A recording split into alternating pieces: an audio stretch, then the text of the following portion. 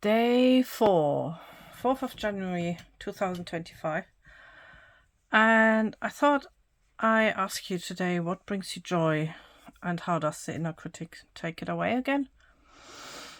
So a few years ago I started drawing again, and straight away my inner critic jumped out and said, that looks shit. And I don't know what happened, but straight away I just imagined a little marshmallow man with very short arms. And I said, "Where's your drawing?" And that little figure couldn't say anything. And I said, "I dare you. Even if I draw with my left hand, it's gonna be still better than what you are not drawing." And I just drew something with my left hand and it felt really good. And it might sound really silly, but we all have this inner critic, and most of the time it's not even our voice. And that little bugger can just make anything we enjoy really painful within a few words, within a few seconds. And I had to learn to become really disciplined with it. It's like, imagine you have a toddler and you just painted your wall white. And the toddler got hold of some crayons and is just about to start drawing on your white wall. Well, you wouldn't just stand there and let them do it and watch them. You would say something. And you don't even have to tell them off. You just lead them away from the wall and go, "Here's some paper. You can sit at the table and this is where we draw. No big deal." So I just started to treat my inner critic like a toddler. And every time it had an opinion, I would ask, "And where's what you did?" And there was no answer. And I know that the inner critic is the voice of adults from my childhood. And that could be your parents, and that could be teachers, maybe older siblings, anybody who's just had an opinion. And you know the saying, hurt people hurt people. Maybe they had an off day, or they were really frustrated with their own, whatever they did, try to be creative or something they were frustrated about. And then they just lashed out. And you were in the way, and in a way it wasn't personal. You were just there, wrong time, wrong place. And then 20, 30, 40 years later, you still take this with you. And you feel inadequate. And you feel hopeless. And you start to draw, and then it comes out, and you go, "See, I just can't draw." And do you remember when you started to write and everybody was praising you? And you probably couldn't even read your own name, and people were like, "Oh, look, you wrote your name, how amazing." So you got encouragement. And so you kept going because you sort of didn't have a choice. You just had to try out. And in my childhood, we had to do like cursive and joint writing. And we had lines, and we just practice for hours and hours and hours. And no one said, "Oh, that doesn't look like a H. You better stop. You will never be a writer." Because being a writer doesn't mean you can write letters. It means you write stories. But people are quick to say, "Oh, you're never going to be an artist." But everybody can make art. You can have a stick and a bit of mud and make art. What they mean is like, you will never be a Picasso or a Van Gogh, and to be honest, is that really what we want, or do we not just want to encourage each other to be creative and to play and to allow ourselves to try out and learn and develop? And if you would have kept going with your drawings, like you kept going with your writing, you wouldn't doubt yourself.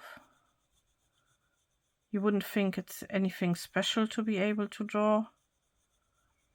And maybe you would feel a bit sorry for the people who can't draw, because like we know that people who struggle with reading and writing in adulthood, they're missing out on a whole lot of stuff. Everything is online and you need to be able to fill out forms, and so we don't really think a lot about that we can read and write. It's just part of our lives. So I just want to encourage you that if you have your inner critic coming out, just ask it. Where is your drawing? Where's your creation? And sometimes we get discouraged by people who are not even doing anything.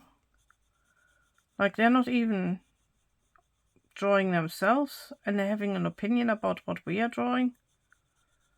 And instead of challenging them and go like, doesn't really make sense that you're having a go at me, but you haven't even produced anything. We just feel ashamed, and shame shuts us down. And next time your inner critic comes out, just ask it. Or if you ever have watched or read Harry Potter, I think it's in The Prisoner of Azkaban, where Professor Lupus has this exercise with the kids, and they have to imagine their worst fear jumps out of this cabinet, and then they have to imagine it being ridiculous. And I think Ron is scared of spiders, and he just imagines the spider has got rollerblades on and is struggling and is falling over. And that's exactly what our inner critic is. It's just personification of someone who humiliated us in the past and we still fear, but they're not really true anymore. They might not even be alive, but their voice is still so powerful. So what brings you joy? What would you like to learn? You know, if you don't allow yourself to mess up and try out, you're never going to find out. And time passes anyway, so you're just going to get older and just keep feeling sad that you're still no further. So why not use this day to try out and play around?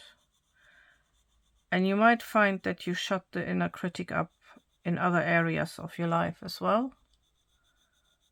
Like, if I'm sad because my place is messy and I don't have enough energy due to my chronic illness to work and then to tidy up, I'm like, I don't want to hear it. You're not helping. You're just making it worse. You're just insulting me and humiliating me, and then I feel even more sad and have even less energy.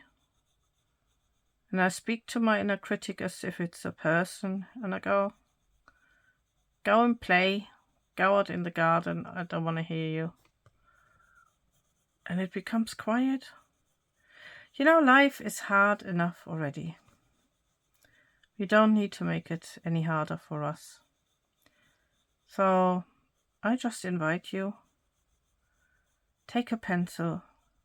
You don't have to show it to anybody in the beginning. And just keep going. Just do something.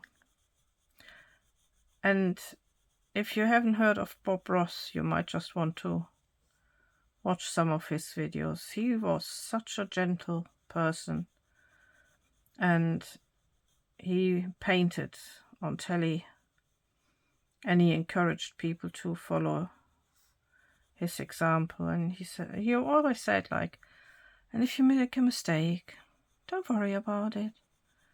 You can just change it again.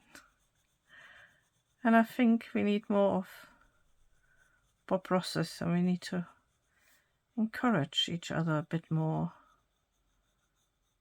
and just keep being creative. I don't know what this is supposed to be, but I like shading, and I like seeds and wood carvings. So happy creating.